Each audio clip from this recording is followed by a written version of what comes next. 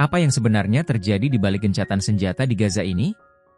Setelah 460 hari penuh tragedi dan kehancuran, dunia dikejutkan oleh pengumuman gencatan senjata permanen antara Israel dan Hamas.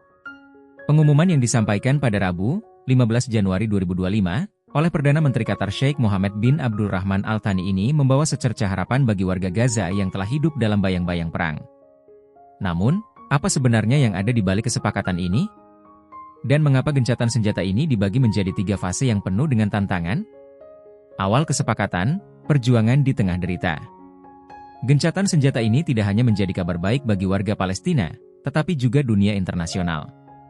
Setelah bertahun-tahun menyaksikan penderitaan tak terbayangkan, banyak yang bertanya-tanya, bagaimana kelompok Hamas berhasil memaksa Israel menyetujui perjanjian ini? Lebih dari 46.000 warga Palestina telah menjadi korban, termasuk ribuan anak-anak dan wanita, sementara ribuan lainnya terluka atau kehilangan tempat tinggal. Angka-angka ini mencerminkan betapa brutal konflik yang terjadi. Namun, Hamas menyebut perjanjian ini sebagai kemenangan rakyat Palestina. Dalam pernyataannya, mereka menegaskan bahwa Israel akhirnya bertekuk lutut di hadapan perjuangan tanpa henti rakyat Gaza. Apakah ini benar-benar hasil perjuangan panjang atau sekadar tekanan diplomatik dari mediator internasional? Mengurai 3 fase gencatan senjata. Kesepakatan ini terdiri dari 3 fase utama, dengan masing-masing fase memegang peranan penting. 1. Fase pertama, penarikan awal dan bantuan kemanusiaan. Pada tahap ini, Israel berkomitmen untuk menarik pasukannya dari pusat populasi Gaza dan membuka akses bantuan kemanusiaan hingga 600 truk per hari. Tawanan Israel yang ditahan di Gaza, termasuk perempuan dan anak-anak, akan dibebaskan, sementara Israel juga harus membebaskan sejumlah besar tahanan Palestina. Selain itu, penyeberangan Rafah dengan Mesir akan dibuka untuk memfasilitasi evakuasi warga yang terluka.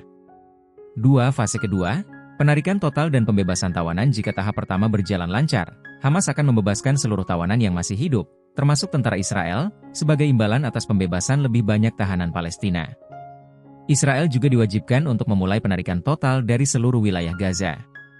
3. Fase ketiga, rekonstruksi dan pemulihan. Fase terakhir mencakup rekonstruksi Gaza selama 35 tahun di bawah pengawasan internasional.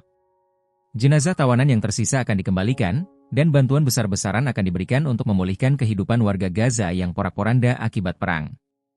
Mengapa dunia begitu terlibat? Peran mediator internasional, seperti Qatar, Mesir, dan Amerika Serikat, menjadi sorotan utama. Ketiga negara ini memberikan jaminan bahwa kesepakatan akan dijalankan secara menyeluruh. Namun, keraguan tetap ada. Israel, misalnya, masih enggan memberikan jaminan tertulis bahwa mereka tidak akan melanjutkan serangan setelah tahap pertama selesai. Di sisi lain, Hamas menuntut kepastian bahwa Gaza akan benar-benar bebas dari pendudukan militer. Tantangan di depan mata. Meski kesepakatan ini tampak menjanjikan, tantangan besar masih membayangi. Siapa yang akan mengelola Gaza setelah gencatan senjata? Amerika Serikat mendorong otoritas Palestina untuk mengambil alih pemerintahan sementara, namun hal ini mendapat tentangan dari beberapa faksi Palestina. Apakah mungkin tercipta pemerintahan bersatu di Gaza? Atau, justru konflik internal akan kembali meletus? Selain itu, rekonstruksi Gaza membutuhkan dana besar dan kerjasama internasional yang erat. Negara-negara Arab, termasuk Arab Saudi, telah menyatakan dukungan, tetapi mereka juga menuntut solusi permanen berupa pembentukan negara Palestina yang merdeka. Apakah ini akan menjadi awal dari solusi 2 negara yang telah lama didambakan? Harapan di tengah ketidakpastian. Bagi warga Gaza, kesepakatan ini membawa harapan baru.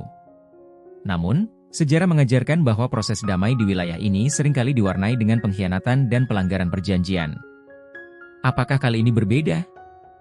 Ataukah gencatan senjata ini hanya akan menjadi jeda sementara sebelum konflik kembali meletus? Dunia menantikan hari Minggu, 19 Januari 2025, saat tahap pertama kesepakatan ini mulai diberlakukan. Apakah ini benar-benar menjadi awal dari perdamaian abadi?